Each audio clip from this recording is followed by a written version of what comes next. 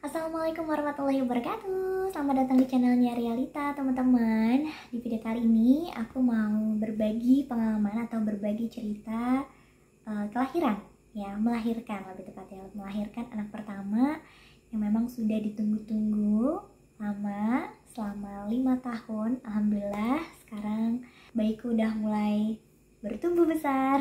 Sekarang udah 7 bulan, usianya mau jalan 8 bulan. Dan sekarang aku mau ceritain kronologinya atau alur ceritanya dari melahirkan sampai sekarang, karena ada beberapa teman-teman juga yang tanya prosesnya kemarin. Kenapa? Karena waktu mau melahirkan aku tuh positif COVID-19 dan itu buat aku hal yang berat banget, dan pertama kalinya juga aku dirawat di rumah sakit sampai lumayan lama. Aku ngomongnya agak pelan-pelan ya, soalnya ini udah malam dan emang me time-nya ibu rumah tangga itu, apalagi ibu dengan seorang bayi gitu ya, itu pasti malam-malam di saat dia tuh udah tidur gitu. Sekarang Rashdan sama apanya udah tidur dan ini waktunya Ama untuk bikin konten. Dimulai aja ceritanya dari aku hamil ya. Jadi pas sebelum melahirkan itu di usia kandungan masuk 9 bulan, alhamdulillah aku dari awal hamil sampai menuju 9 bulan itu alhamdulillah dikasih sehat banget, alhamdulillah. Cuman emang aku kondisinya memang mual-mual ya, di aku kayak gitu.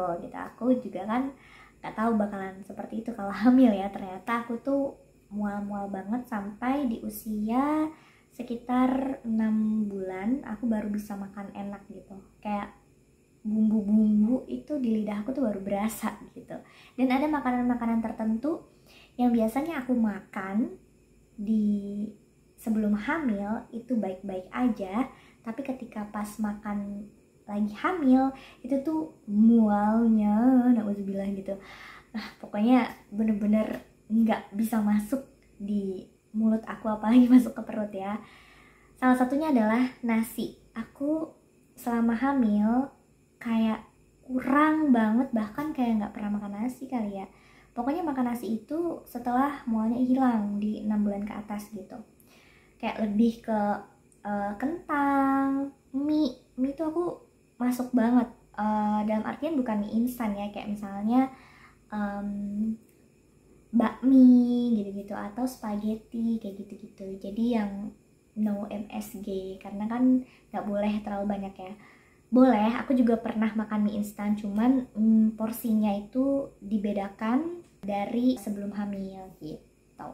Mau masuk 9 bulan, mulailah ya tragedi itu terjadi. Jadi satu hari suamiku tuh sakit ya, demam, lesu banget. Aku nggak tahu waktu itu sempat izin kerjaan apa enggak, aku juga lupa. Pokoknya dia sakit, demam naik turun gitu, kurang lebih selama 3-4 hari. Nah tapi setelah itu dia sembuh gitu. Dia sembuh, cuman diminumin obat biasa aja dan istirahat, terus makan ya. Makannya alhamdulillah kalau dia tuh kalau lagi sakit, suamiku tuh makannya tetap gitu ya, normal gitu, jadi mungkin cepet sembuhnya. Nah pas dia sembuh aku gantian sakit ya. Aku nggak tahu, mungkin tertular dari suami aku atau mungkin emang aku kondisinya lagi lemah aja tiba-tiba sakit atau gimana, aku juga nggak paham. Pokoknya aku demam juga. Nah demam aku itu naik turun, kayak aku tuh demam terus diminumin paracetamol pada saat itu, turun tuh demamnya gitu kan ya. Nanti selang berapa jam demamnya naik lagi, gitu aja terus selama kurang lebih 3-4 hari kayak gitu. Nah karena aku takut kenapa-napa gitu kan ya, terus suami aku juga takut karena kan hamilnya udah mulai gede ya, takutnya berpengaruh juga ke janin. Akhirnya aku sama suami itu memutuskan untuk swab gitu pada saat itu. Swabnya aku tuh ada firasat aku positif COVID adalah aku tuh ada batuk, teman-teman, ya. Jadi batuknya itu bukan batuk biasa, batuknya aneh menurutku. Jadi setiap aku ganti posisi gitu, terutama pas lagi tidur ya, karena kan pas lagi hamil gede itu aku lebih banyak istirahat dan lebih banyak tidur, apalagi pada saat sakit itu aku pasti tidur terus gitu, maksudnya tiduran lah ibaratnya, baring gitu kan ya. Nah setiap aku dari duduk mau tidur itu batuk, dari tiduran ke duduk atau ke berdiri aku batuk, kayak aku madep ke kanan atau ke kiri itu batuknya nggak enak banget, pokoknya sakit dan kayak terus-terusan gitu. Aku curiga di situ, aku bilang sama suami aku, ini kayaknya batuknya aneh banget deh, aku nggak pernah batuk kayak begini gitu. Nah terus di samping aku batuk, aku tuh ada nyeri di bagian apa ya, sejajar sama ulu hati tapi di bagian pinggirnya gitu. Jadi setiap aku miring itu sakit banget, kayak linu gitu. Aku juga nggak tahu itu kenapa ya. Pokoknya setiap batuk itu juga sakit gitu.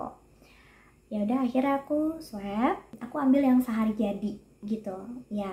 Kalau nggak salah aku cek itu sekitar jam 8 jam 9 lah kayak gitu. Terus hasilnya keluar di sore hari sekitar jam 5-an. Jadi awalnya aku tuh periksa dulu ke rumah sakit ya, rumah sakit yang khusus ibu dan anak gitu deh gitu kan. Karena aku kan ada demam gitu. Pas di sana dicek, diperiksa gitu kan ya. Terus aku sebelum swab itu di rumah sakit itu aku di antigen gitu, di antigen. Ternyata aku tuh reaktif. Jadi makanya aku disuruh swab supaya memastikan ini tuh positif COVID atau enggak gitu kan. Nah setelah keluar hasilnya benar aja suamiku itu negatif ya, suamiku negatif dan aku positif. Aku di situ kayak langsung down banget, kayak langsung shock. Maksudnya ya aku apa ya, akhirnya aku menjadi salah satu warga dunia yang kena juga gitu wabah itu gitu ya, yang sangat-sangat ditakuti sama orang-orang gitu kan. Mungkin untuk sebagian orang ketika tertular virus tersebut efeknya biasa aja, meriang doang atau kayak pusing doang, demam doang, atau ada yang hilang indera perasanya kayak gitu kan ya. Tapi buat aku itu tuh menakutkan banget teman-teman. Jadi setelah aku tahu aku positif COVID, ya udah aku akhirnya istirahat dong gitu di rumah gitu kan ya. Aku pikir jadi aku pikir itu aku positif COVID, aku bisa isoman di rumah gitu kan. Apalagi dalam kondisi aku yang hamil gitu kan, aku nggak mungkin nih diisolasi gitu kan. Nanti di sana aku nggak bisa ketemu suami, nggak bisa ketemu keluarga juga gitu kan. Harus sama orang di sana gitu kan yang ngurus. Nanti aku kayak gimana gitu kan. Aku mikirnya kayak gitu dan suamiku juga gak mau aku isoman, aku isolasi gitu ya. Jadi aku isoman di rumah aja gitu kan ya. Pas tahu COVID itu suami aku langsung cari bantuan oksigen karena takutnya aku sesak nafas gitu kan ya. Karena kan emang COVID itu kan menyerangnya ke saluran pernafasan kan. Apalagi aku ada bayi di dalam gitu kan ya. Pasti kan nggak kenapa-napa aja, kadang kita kan suka ngap ya, ibu-ibu yang hamil pasti tahu rasanya kayak gimana. Apalagi kalau misalnya aku waktu itu positif COVID gitu. Ya udah aku tidur kayak biasa, terus aku makan, berusaha untuk makan, tetap minum obat kayak gitu-gitu. Nah setelah itu karena suamiku kerja, jadi aku kan sendirian di sini ya di rumah. Akhirnya aku ngungsi tuh ke tempat ibu mertuaku karena kan kalau di sana kan banyak orang, jadi terpantau gitu ya. Apalagi aku sakit yang memang sakitnya itu bukan sakit biasa gitu.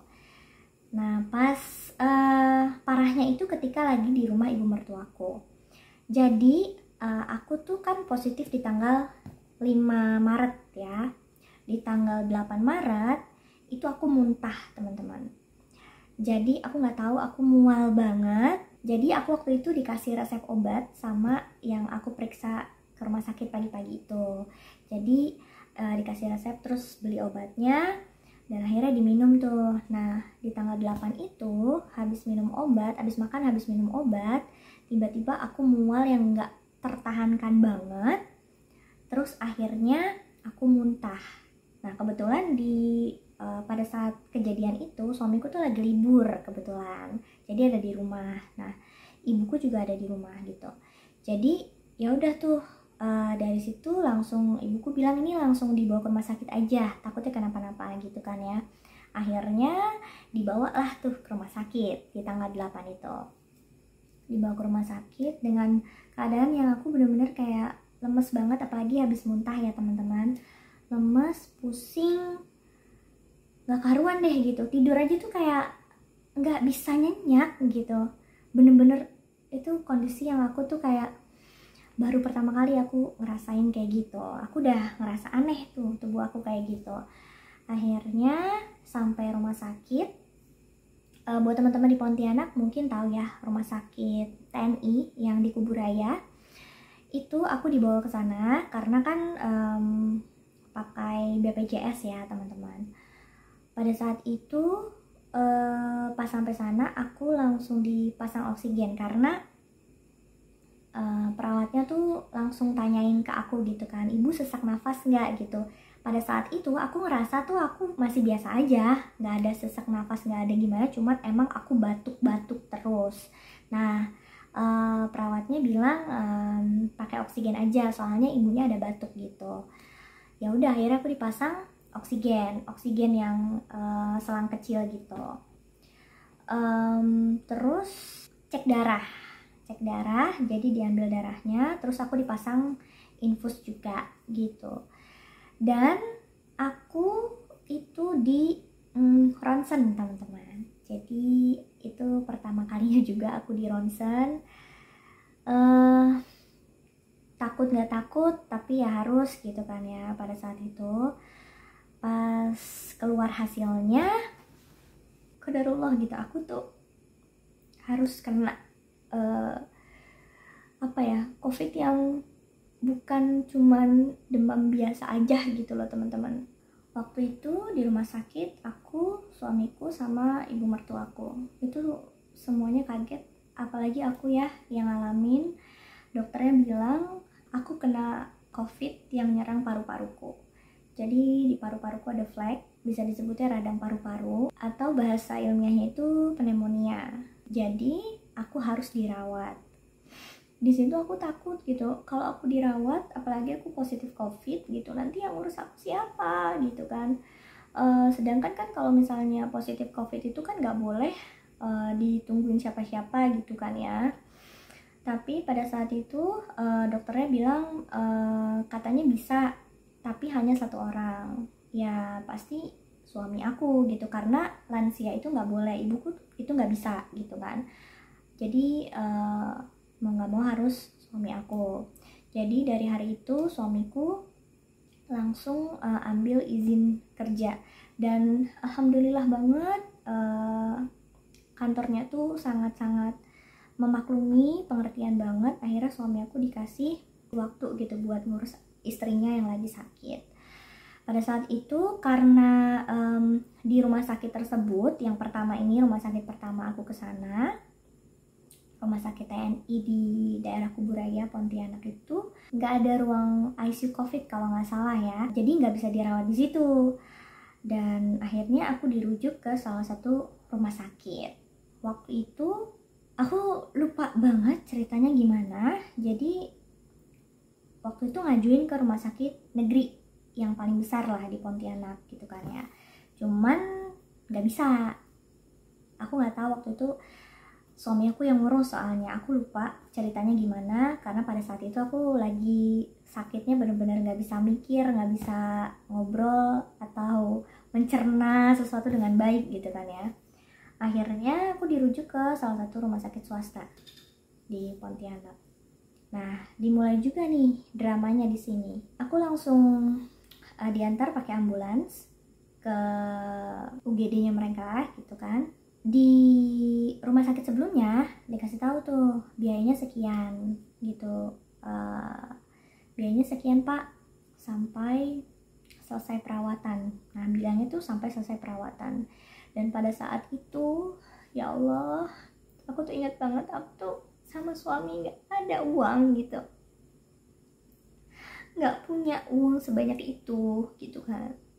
Apalagi aku kondisinya lagi hamil dan memang dokter bilang harus cepet-cepet dikeluarin bayinya, kalau enggak itu bisa bahaya buat ibu sama bayinya gitu. Aku waktu itu nangis gitu kan, cuman suami aku sama ibu aku tuh nguatin aku, jangan nangis, nanti kasihan dede bayinya di dalam gitu kan. Aku berusaha untuk nahan tangis, cuman aku bingung pada saat itu gimana, kasihan gitu kan suami aku sama ibu aku gitu kan. Aku merasa banget nyusahin dan ngerepotin mereka gitu kan, tapi mereka malah nguatin aku gitu kan, udah tenang aja, nggak usah mikirin apa-apa gitu kan, karena biar itu jadi tanggung jawab aku, kata suami aku kayak gitu.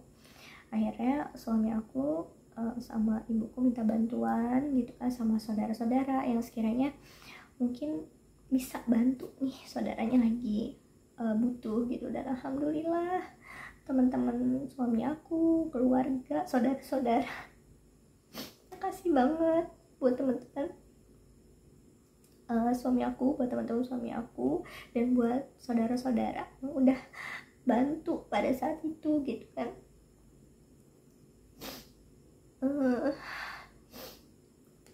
Aku doain semoga Allah selalu melindungi kalian, dimurahkan rezekinya, pokoknya dibalas kebaikannya sama Allah gitu. Aku sama suami nggak bisa balas apa-apa, cuman bisa bilang terima kasih banget.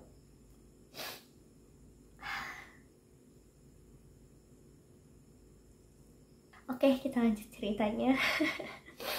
Aku emang kalau udah inget masa itu tuh, wow, sedih banget deh tuh. Maaf ya teman-teman, semoga dimaklumi. Terus singkat cerita, aku akhirnya ditindak tuh di ruang UGD di rumah sakit yang kedua, rumah sakit swasta. Pertama kalinya teman-teman, aku dipasang kateter. Astagfirullahaladzim, ya Allah, itu rasanya sakit. Mungkin karena pertama kali ya, jadi rasanya tuh sakit banget gitu kan.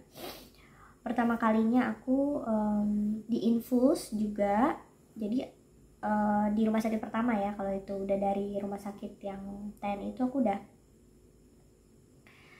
diinfus gitu. Jadi pas di rumah sakit kedua aku tinggal ganti aja gitu. Rasanya nano-nano banget, kayak aku udah lemes, udah pasrah, ya udah terserah mau diapain gitu, yang penting aku bisa sehat lagi pada saat itu. Udah tuh akhirnya dari situ, karena yang nungguinnya cuma boleh satu orang, jadi suami aku aja, ibuku akhirnya diantar pulang tuh sama suami aku. Terus akhirnya aku dimasukin lah tuh ke ruang rawatnya. Aku inget banget waktu itu ada petugas 2 orang yang bawa aku. Terus kamarnya juga enak banget, menurut aku nyaman banget. Kayak kalau orang sehat mungkin kalau tiduran di situ bakalan nyaman banget gitu ya.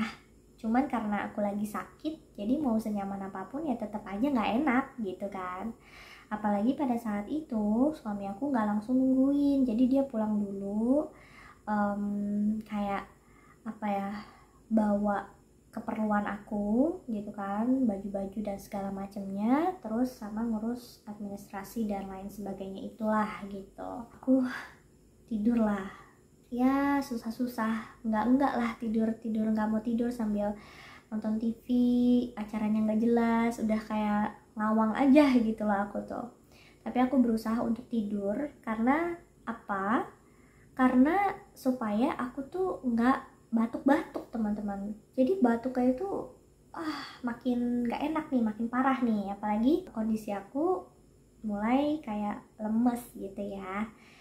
Dan di saat aku di rumah sakit yang kedua itu, aku langsung diganti selangnya, pakai selang yang besar, selang oksigennya. Jadi bukan yang kecil lagi kayak yang di rumah sakit pertama, yang di sini itu, tapi yang ditutup gitu loh teman-teman. Ada selangnya besar gitu kan, yang di talinya di ke belakangnya gitu. Teman-teman pasti tahu kan itu. Nah, jadi katanya saturasi aku tuh udah mulai turun gitu. Ya aku juga mulai takut ya teman-teman pada saat itu. Terus suami aku juga harus pakai APD lengkap karena nungguin orang positif kan pada saat itu. Jadinya ya udah sampai besok paginya itu suami aku baru datang. Dan ya kayak biasalah di rumah sakit gitu kan ya, aku diurusin perawatnya, digantiin baju, diseka gitu kan, terus aku harus dimasukin obat lewat infus yang menurut aku sakit banget. Pengalaman banget ya teman-teman, jadi pelajaran juga. Sakit banget setiap dimasukin suntikan obat ke infus itu, sakit banget, rasanya tuh nyeri banget gitu kan, tapi aku tahan gitu kan karena aku pengen sembuh gitu. Udah tuh dari situ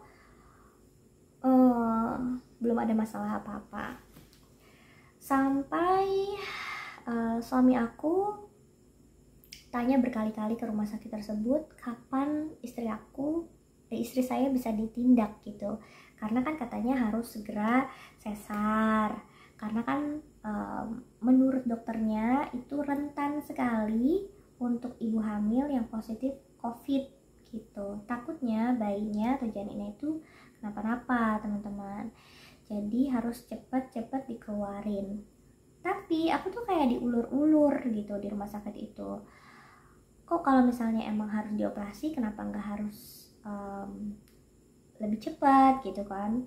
Ini malah diulur-ulur terus. Nah udah tuh seharian nunggu gitu kan ya, sampai ke sekitar mau sore, siang ke sore, suamiku dapat telepon dari teman kantornya, nanyain lah soal kondisi aku seperti apa dan dirawat di mana gitu kan. Nah beliau bilang kenapa dirawatnya di situ gitu kan ya, kenapa nggak di rumah sakit yang memang khusus untuk menangani COVID gitu ya. Ya suamiku namanya nggak pernah ada di posisi seperti itu gitu kan, jadi ya nurut aja sama rumah sakit yang pertama, direkomendasiinnya ke situ gitu kan, karena dia udah mencoba ke rumah sakit yang dimaksud tapi nggak diterima akunya gitu. Aku nggak tahu alasannya apa waktu itu, intinya mungkin nggak ada kamar apa gimana gitu ya. Udah kayak gitu, ya udah nanti saya bantu cari kamar katanya. Saya ada tanyain dulu ke orang yang ibaratnya kayak kenal gitu lah sama orang rumah sakitnya kayak gitu kan ya. Alhamdulillah banget gitu kan, alhamdulillah banget, temennya suami aku itu baik banget. Akhirnya karena diulur-ulur terus waktunya gitu kan ya sama si rumah sakit yang kedua ini, suamiku tuh gak sabar gitu, gregetan. Kenapa? Akhirnya pas ditanya di saat udah mulai sore ya, kayaknya ibunya gak bisa diterusin lagi di sini. Mereka bilang kayak gitu. Kenapa nggak langsung dioperasi? Karena kalau selesai operasi itu harus masuk ruang ICU katanya. Ruang ICU khusus COVID. Sedangkan di rumah sakit tersebut mereka bilang mereka nggak punya ruang ICU COVID. Lucu banget kan? Kenapa mereka nggak bilang dari awal pas kita dirujuk ke sana? Mereka tahu aku positif COVID, dalam keadaan hamil, tapi mereka masih nerusin aja tuh dimasukin aku ke ruang rawatnya. Itu yang bikin aku kecewa pertama kali. Kenapa kayak gini, kayak dimainin gitu, padahal suami aku udah bayar DP-nya di rumah sakit itu yang mahal banget. Kayak kita tuh ngerasa ditipu banget gitu loh sama rumah sakit ini. Aku gak bakal nyebutin rumah sakitnya, rumah sakit apa namanya. Yang jelas ini rumah sakit swasta, teman-teman.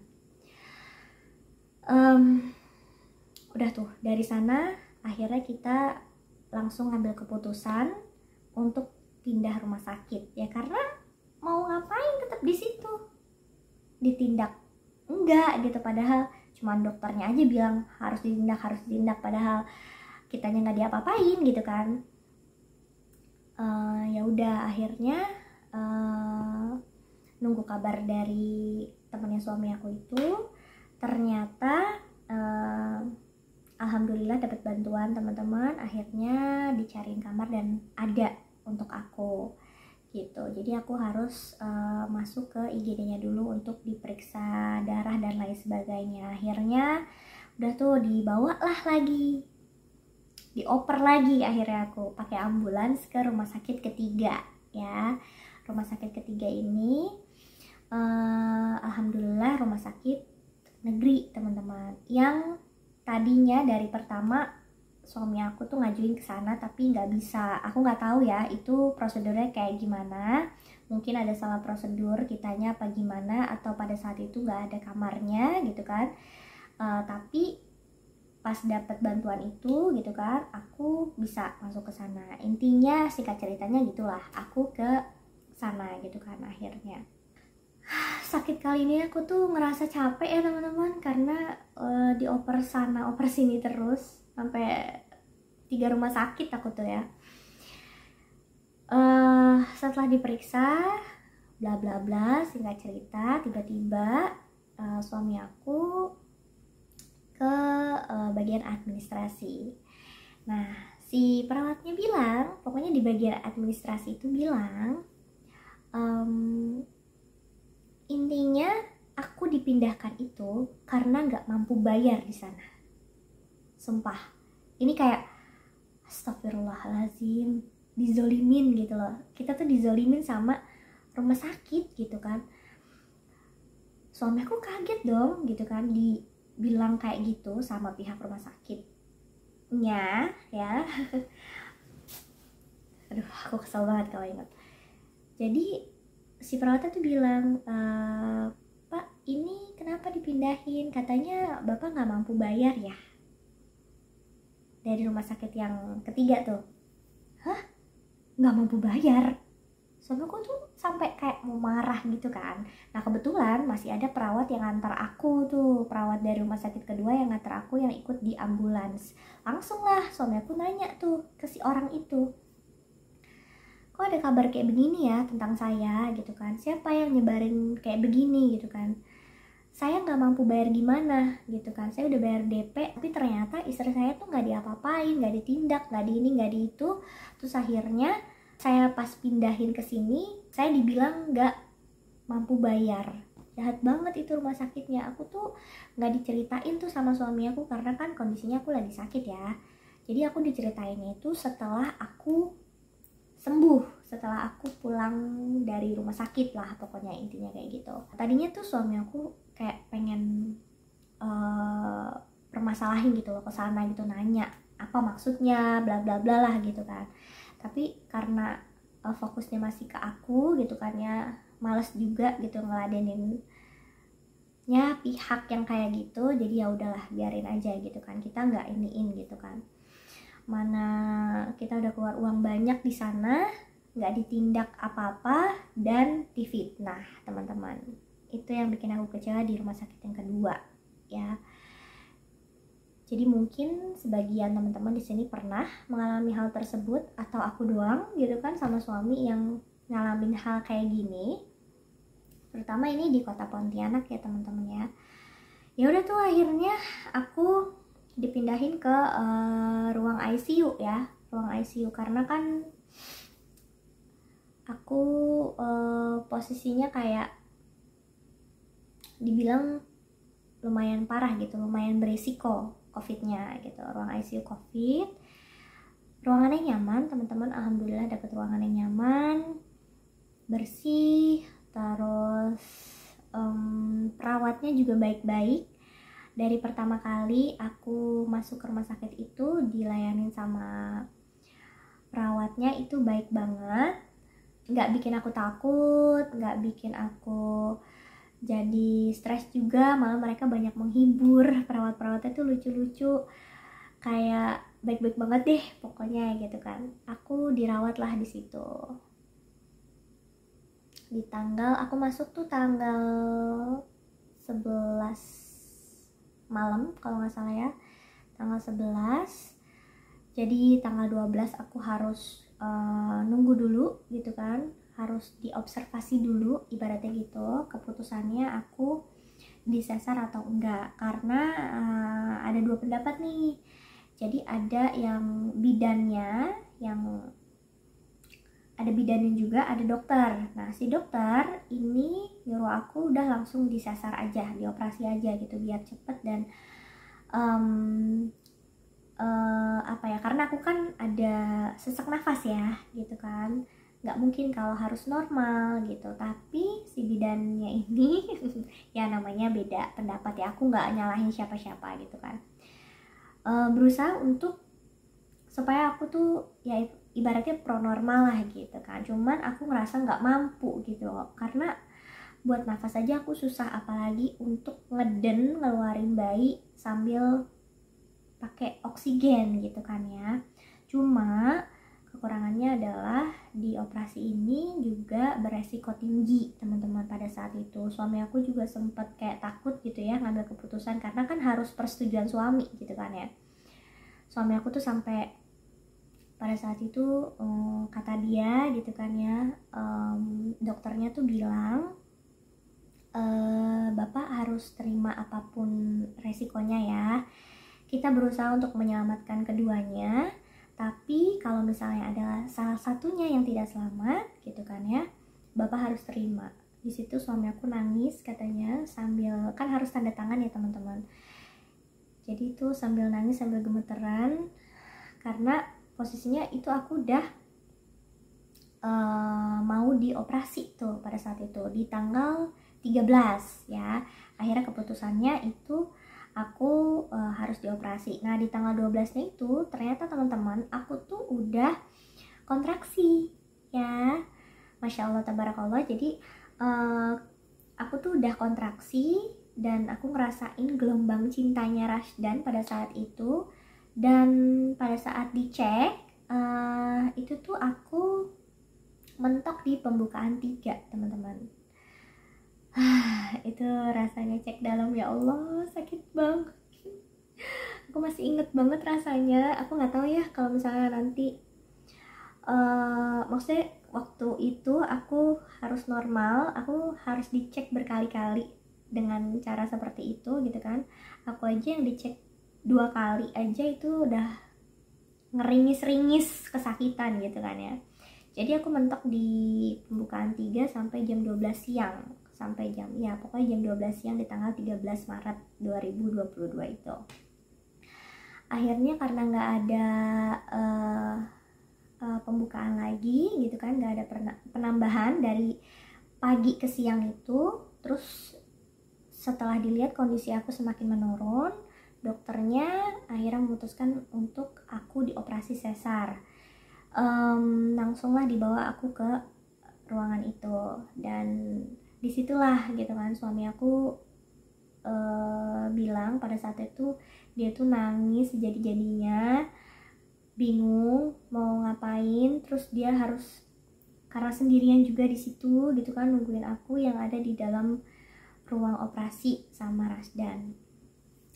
Nah buat yang belum pernah operasi nih, pertama kalinya aku masuk ruang operasi itu, yang pertama adalah dingin banget teman-teman, bener-bener dingin. Apalagi kondisinya pada saat itu aku lemah ya, kondisinya lemah, udah kayak setengah apa ya, setengah sadar gitu loh. Pokoknya mau diapain aja deh, yang penting gue sama bayi gue tuh selamat gitu kan, kasarnya tuh kayak gitu ibaratnya. Pas dimasukin ke sana, aku tuh langsung dilepas semua pakaiannya. Di situ ada dokter perempuan, ada perawat, ada dokter laki-laki juga, dan aku itu dipegang sama dokter laki-laki karena nggak ada lagi gitu kan dokternya pada saat itu. Aku juga pengennya sama dokter perempuan ya, di awal-awal kehamilan gitu, pengennya lahiran sama dokter perempuan, tapi qadarullah harus berubah ceritanya. Akhirnya aku dapetnya dokter laki-laki, dan tapi dokternya baik banget ya, semuanya pokoknya baik-baik. Pada saat itu aku langsung dibaringin, jadi di tengah-tengah itu si apa ya, kayak kasur operasinya ada lampu yang besar banget, pokoknya terang banget. Aku ngerasanya kayak gitu, cuman aku nggak bisa merhatiin ini apa, ini siapa gitu ya. Aku tuh kayak udah lemes banget. Akhirnya aku dibaringin di sana, harus dalam keadaan tidak berbusana, jadi hanya pakai kain gitu. Terus nggak lama aku didudukin dan aku dibius lewat belakang ya. Buat teman-teman yang sesar pasti pernah dan tahu ya rasanya seperti apa. Aku pada saat itu harusnya sih katanya sakit ya, tapi karena aku udah setengah sadar gitu kan ya, aku udah nggak ngerasain itu sakit apa enggak.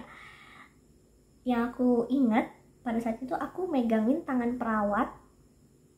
Jadi aku megangin tangan perawatnya gini, jadi si tangannya itu kayak kesini, aku megang ke bahu gini. Aku nggak tahu itu perawatnya laki-laki atau perempuan karena mereka semua pakai APD ya teman-teman. Jadi aku megangin kayak gini, aku disuruh kayak agak nunduk gitu, terus disuntikin dari belakang. Setelah itu aku dibaringin lagi, aku dicubit-cubit ya, dicubit-cubit. Masih kerasa nggak bu? Masih sakit nggak? Gitu. Pokoknya dicubit-cubit. Awalnya iya masih sakit gitu kan, masih kerasa.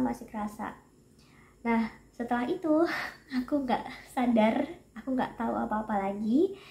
Kan katanya kalau misalnya sesar itu kan biusnya bius lokal ya, apa bius nggak sampai kita tuh nggak sadar gitu kan, cuman setengah ke bawah aja gitu kan. Tapi pada saat itu aku tuh dibius total gitu. Aku nggak tahu kalau misalnya emang kalau aku harus dibius total, aku nggak tahu ya, mungkin karena kondisi aku yang lemah atau gimana, aku nggak tahu juga.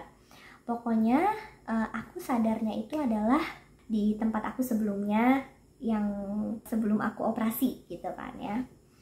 Jadi tapi teman-teman, aku tuh ngerasain diangkat-angkat gitu, kayak aku tuh ngerasa diangkat, terus ada orang ngomong ini dibawa, ini itu ini. Aku denger suara suami aku juga. Yang aku lihat itu kayak cahaya aja teman-teman, kayak mungkin cahaya lampu ya, cahaya lampu atau sinar matahari apa gimana begitu. Pokoknya di mata ini tuh kayak ada sinar dan ada suara, terus aku kayak melayang-layang gitu loh teman-teman. Itu yang aku rasain. Mungkin karena obat biusnya belum hilang total ya pada saat itu. Pokoknya setelah sampai di ruang ICU lagi, aku tuh baru inget ketika salah satu dokternya, itu dokter anestesinya, kata suami aku, itu nepok-nepok aku, bu bangun bu bangun gitu kan. Jadi aku tuh berusaha untuk dibangunin gitu kan, dibangunin. Terus dokternya bilang, bu bangun bu, itu siapa gitu. Jadi si dokternya tuh nunjuk suami aku. Terus aku akhirnya buka mata, dan jawaban aku pertama kali adalah, hah, siapa? Agak lucu juga sih pada saat itu ya, aku diceritain sama suami aku, hah siapa gitu. Jadi kayak aku masih setengah sadar gitu kan, sampai akhirnya aku benar-benar kayak ini aku gitu. Suami aku, aku ngeliat suami aku gitu kan, suami aku bilang ini udah kayak udah diceritain gitu, ini udah di sini gitu kan, dalam keadaan yang masih lemas gitu kan, terus kayak masih kebal gitu kan, perutnya mungkin kayak belum hilang sepenuhnya gitu kan obat biusnya. Aku masih pakai kayak kain gitu kan, masih pakai kain. Terus akhirnya suami aku duduk di samping aku. Udah tuh hal pertama kali yang aku tanyain ke suami aku adalah bayi kita gimana gitu. Pada saat itu sedih banget teman-teman, karena anak pertama, terus nunggunya lama, tapi pas lahiran tuh aku ngerasa kayak dia tuh prihatin banget gitu loh. Gak bisa langsung dipeluk sama ibunya, gak bisa, aku juga gak bisa langsung ngeliat dia. Kayak itu tuh hal yang paling menyedihkan banget gitu loh. Dan tapi mungkin ini ujian buat aku sama suami gitu kan ya, supaya bisa lebih sabar lagi gitu kan. Tapi aku bersyukur Rasdan itu pas lahir itu sehat banget, kata dokternya sehat, paru-parunya bersih, alhamdulillah banget gitu, karena aku takutnya dia ketularan aku gitu kan. Terus suami aku juga pas ngazanin juga dia katanya sempet nangis juga gitu kan, ngeliat anaknya pertama kali gitu. Jadi aku dari pertama kali itu gak bisa ngeliat Rasdan sampai akhirnya aku 15 hari di rumah sakit. Dari hari pertama kelahiran Rasdan itu di tanggal 13 sampai di tanggal 26-an pokoknya, terhitung juga dari tanggal 8 ya, karena aku kan sempat pindah rumah sakit. Pokoknya dari tanggal 8 sampai tanggal sekitaran 26-an kalau nggak salah, itu aku baru bisa ngelihat anak aku gitu. Itu sedih banget, maksudnya secara langsung ya, jadi aku ngeliatnya cuma lewat foto, lewat video yang akhirnya dikirimin sama ibu mertuaku, ada mamaku juga kan ya, ada adikku juga yang datang waktu itu ke Pontianak gitu kan, jadi nginepnya di rumah ibu mertuaku gitu. Cuman dari mereka gitu kan, kadang video call juga cuman bisa ngeliat videonya ya, video call gitu. Inget banget waktu itu, kayak sedih banget gitu. Bukan ibunya yang pertama kali megang dia gitu, tapi aku berharap Rasdan tetap tahu gitu loh, ini ibunya gitu, ini tangan ibunya gitu. Aku berharap cuman kayak gitu, aku berdoa sama Allah kayak gitu. Singkat cerita, aku ngerasain parah separah-parahnya pada saat di rumah sakit teman-teman. Jadi aku ngerasain badai sitokin pada saat itu. Jadi setelah operasi dan di siang kan, Rasdan itu lahir di jam 1 siang 13.31. Jadi aku sekitar jam 2-an itu udah masuk ruang ICU. Pas maghrib aku menggigil teman-teman.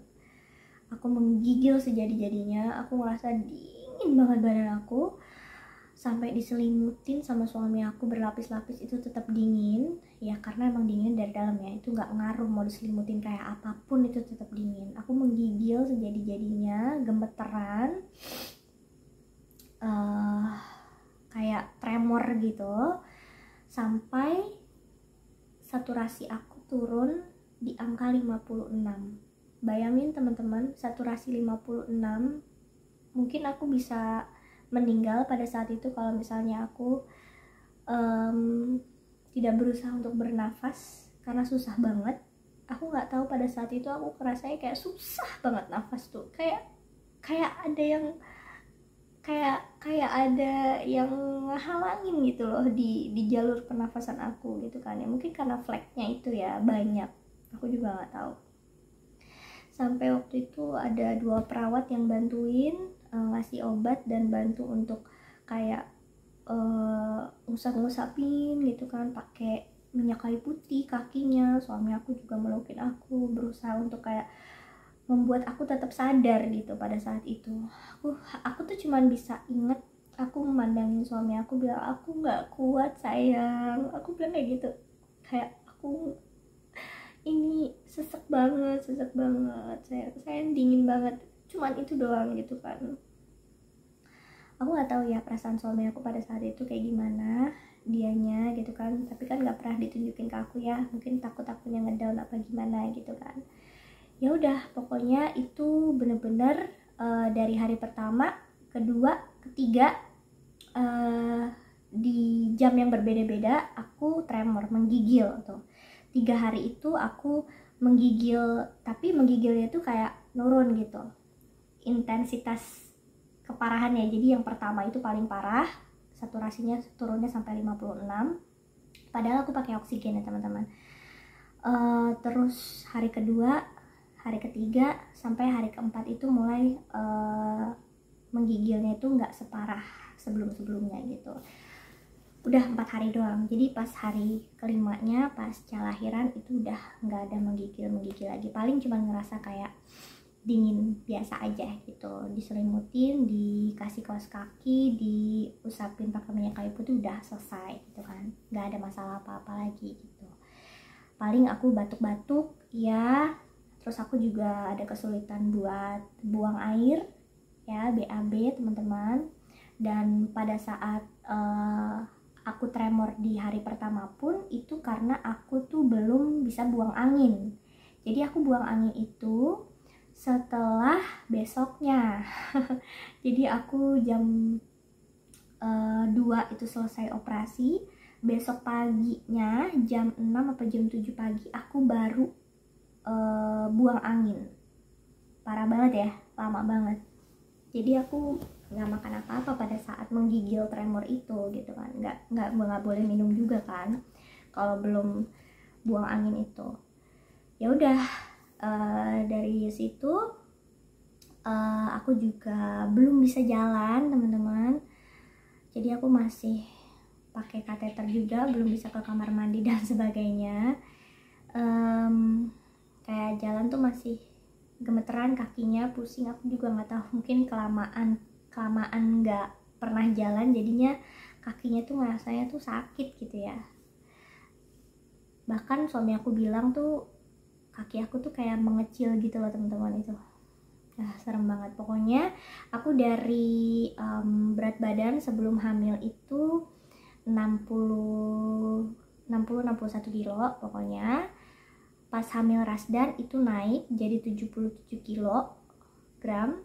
Dan pas aku sakit ya itu turun sampai 22 kilo teman-teman. Banyak banget kan turunnya. Jadi itu sih kayak sakit terparah aku, sampai aku tuh ngerasa kayak waktu itu aku bisa sembuh nggak ya gitu. Aku cuma bisa berdoa sama Allah dan disemangatin sama suami, keluarga, semuanya nyemangatin bisa sembuh. Dan teman-teman aku juga pada kaget tuh pas aku dikasih tahu positif COVID, karena aku kan nggak ada megang handphone ya, udah nggak ada kekuatan untuk pegang handphone, balesin DM, WhatsApp, terus kayak bikin status apa segala macem. Nggak kepikiran lagi teman-teman, itu kayak HP udah kemana, udah sama suami aku juga udah nggak inget lagi gitu kan ya. Boro-boro mau bikin video-video lahiran kayak gitu teman-teman, aku tuh nggak ada momen kayak gitu kan, padahal anak pertama ya teman-teman ya. Itu tuh semua kayak udah buyar aja gara-gara COVID ini gitu kan ya. Terus kayak nafsu makanku menurun juga pada saat itu, karena memang efeknya seperti itu. Batuk-batuk iya gitu kan, aku tuh mau duduk aja tuh susah teman-teman, duduk aja tuh kayak batuknya sampai muka aku merah, keringetan sekujur tubuh, kayak susah aja gitu nafasnya. Pokoknya intinya yang aku rasain itu batuk-batuk, nafasnya susah, kadang pusing juga gitu kan, mungkin karena kelamaan juga gitu kan, setiap hari kan nggak boleh lepas ya oksigennya. Terus pada saat aku dinyatakan negatif COVID-nya pun itu aku flagnya tuh masih ada gitu, jadi aku masih harus tetap di rumah sakit gitu kan pada saat itu. Nah selang berapa hari setelah aku dinyatakan negatif gitu kan ya, aku udah gak betah banget tuh teman-teman di rumah sakit. Bayangin teman-teman, dari aku awal sakit sampai aku pulang dari rumah sakit, aku nggak ada mandi ya. Yang pertama nggak ada mandi, nggak ada keramas, terus kayak yang nggak enak gimana sih, nggak mandi nggak keramas, itu udah kayak stres gitu kan ya. Terus di rumah sakit yang gitu-gitu aja gitu kan, kayak aku tuh udah pengen ketemu banget sama anak aku. Kali aja kalau aku ketemu anak aku ada semangat gitu kan, lebih semangat lagi untuk sembuh gitu kan. Aku bilang kayak gitu sama suami aku, tapi dokternya nggak ngizinin gitu kan. Setelah berunding akhirnya aku boleh pulang ke rumah, asalkan pada saat itu orang di rumah atau suami aku itu harus penyediain oksigen untuk aku gitu. Jadi karena aku tidak bisa langsung dilepas oksigen itu nggak bisa, jadi harus terapi oksigen pelan-pelan diturunin. Dari kayak aku tuh awalnya kayak pas parah-parahnya sampai 15, sampai kan ada tingkatannya tuh, sampai di angka 13 gitu kan, baru turun lagi ke 10, nanti dicoba lagi ke 9, ke 8, ke 7, baru nanti diganti selang kecil kayak gitu. Makanya kan aku diobservasi dulu tuh pada saat itu gitu kan, udah bagus belum nih, kalau misalnya udah bisa pakai selang kecil itu baru boleh dipulangkan. Dan ternyata pada saat itu kondisi aku membaik teman-teman, alhamdulillahirobbilalamin. Atas izin Allah aku kondisinya membaik, saturasi aku stabil, akhirnya aku boleh dipulangkan, tapi dengan satu syarat, harus ada oksigen di rumah. Akhirnya suami aku dibantu saudaraku itu dicariin oksigennya. Pada saat itu ada beberapa yang beli, ada beberapa yang pinjam, karena kan sebelumnya yang pas aku di awal COVID juga itu ada pinjam ya, 1 tabung dari saudara juga gitu.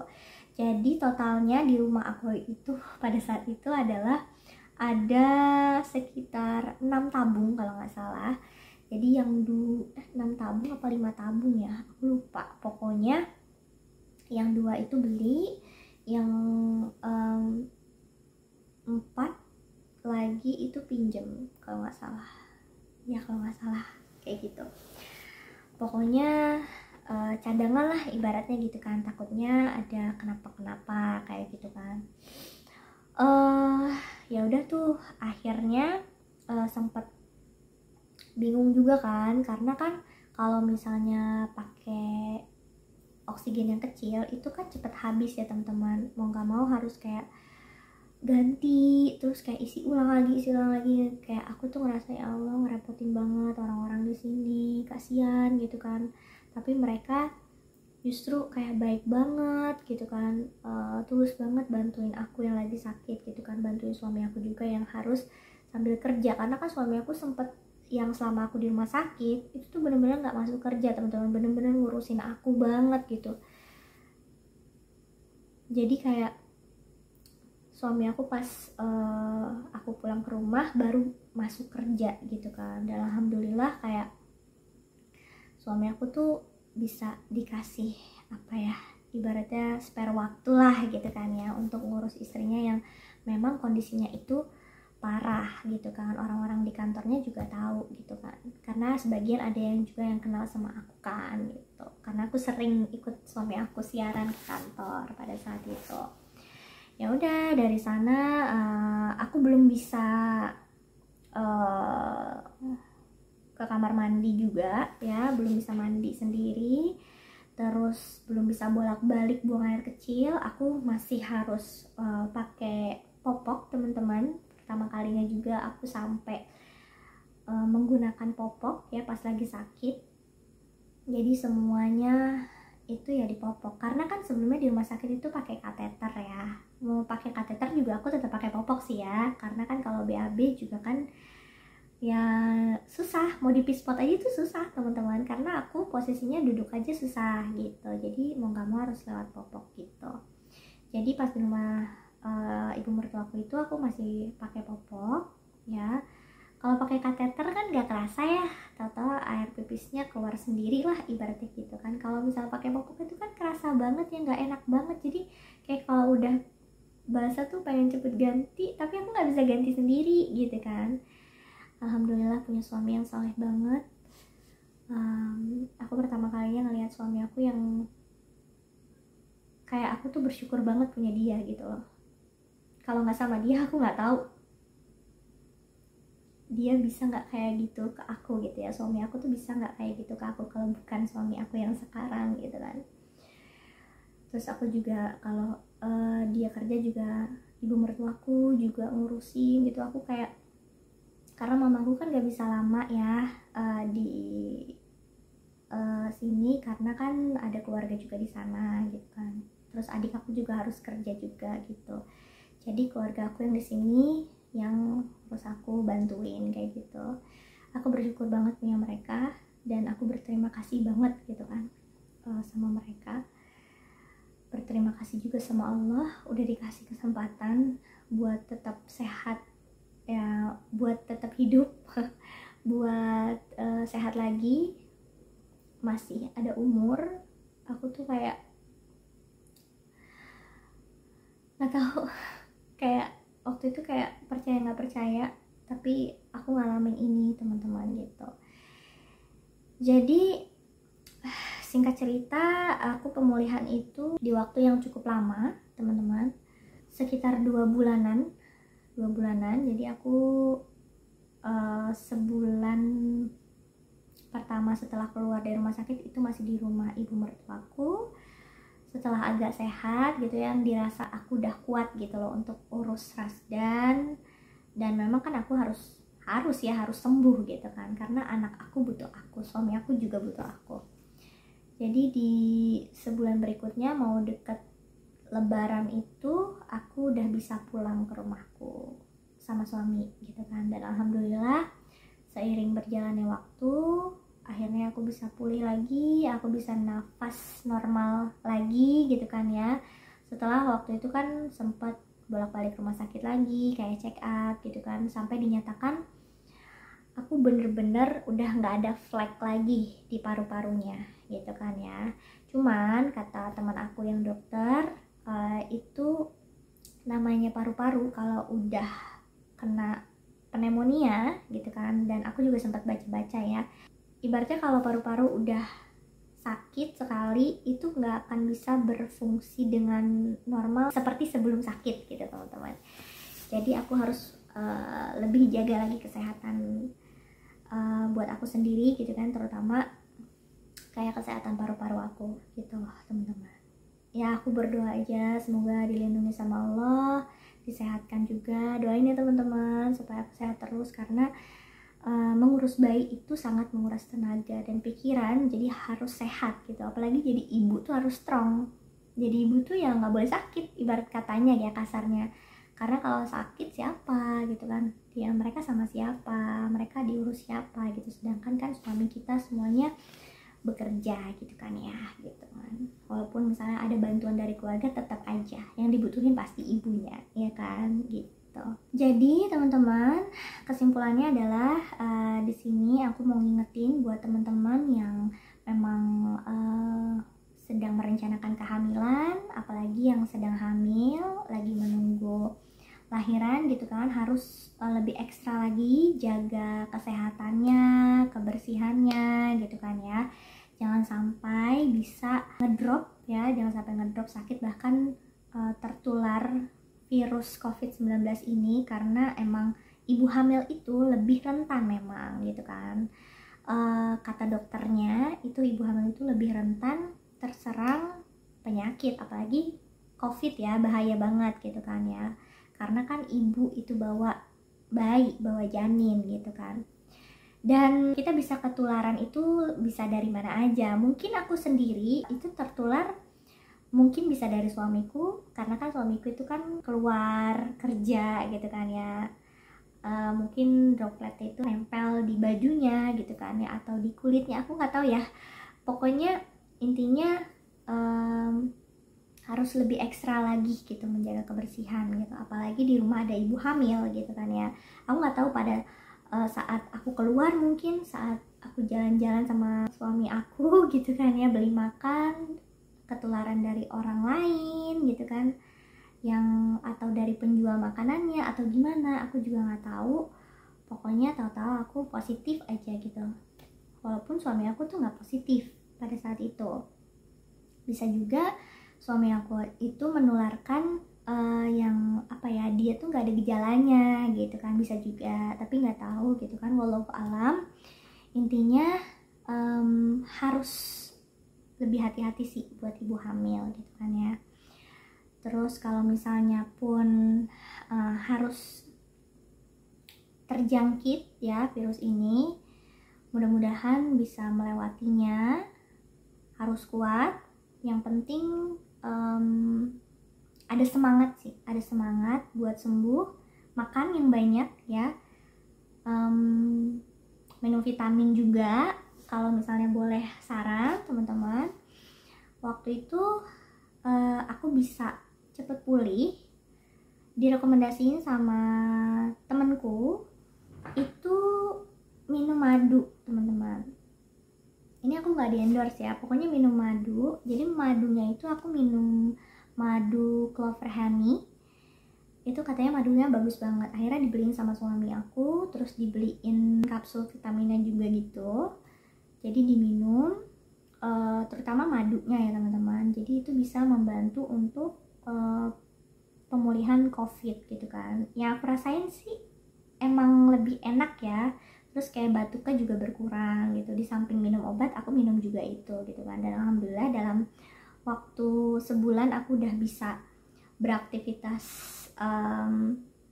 dengan normal, walaupun belum bisa yang berat-berat gitu kan ya. Dan 2 bulan aku bisa pulih gitu, alhamdulillah, karena aku rutin minum madu itu gitu kan. Jadi kalau misalnya teman-teman yang lagi positif gitu kan, ikhtiar aja dicoba gitu kan, siapa tahu bisa gitu kan, cepet sembuhnya ibaratnya gitu, jangan lama-lama gitu kan. Untuk menjaga kesehatan juga itu bagus banget gitu teman-teman. Alhamdulillahirobbilalamin, sekarang aku udah kembali seperti dulu. Alhamdulillah sehat lagi, semoga disehatkan terus. Suami dan anak aku juga semoga diberi kesehatan terus. Buat teman-teman juga yang nonton ini, semoga selalu diberi kesehatan, kelancaran, kemudahan ya sama Allah Subhanahu wa taala. Amin ya rabbal alamin. Kayaknya segitu aja. Ini udah panjang banget teman-teman, maaf ya gitu kan ya, namanya cerita pengalaman ya, nggak bisa sebentar gitu ya, pasti ya lama karena ceritanya emang ya kayak gini ya, apa adanya aja teman-teman. Jadi semoga bisa dipetik manfaatnya ya, diambil hikmahnya dari cerita aku. Semoga sedikitnya bermanfaat buat teman-teman di luaran sana. Mungkin segitu aja yang bisa aku bagiin buat teman-teman. Terima kasih buat teman-teman yang udah nonton dan dengerin cerita aku, curhatan aku. Sampai ketemu lagi di video selanjutnya. Wassalamualaikum, bye-bye.